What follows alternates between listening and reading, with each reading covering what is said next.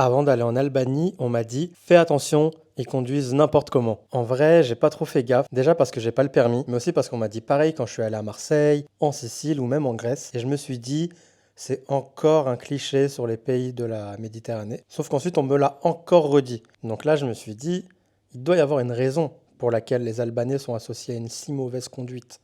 Et en fait, il y en a une, et c'est pas du tout de leur faute.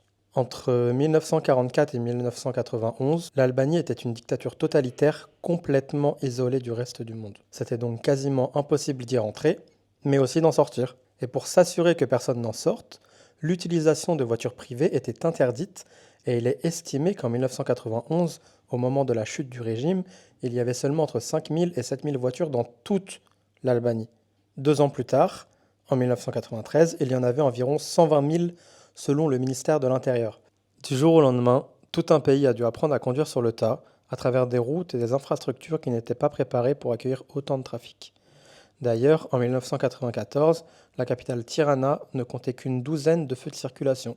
Tout ça leur vaut donc une réputation de mauvais conducteurs, mais quand on a le contexte, c'est quand même difficile de leur en vouloir pour ça.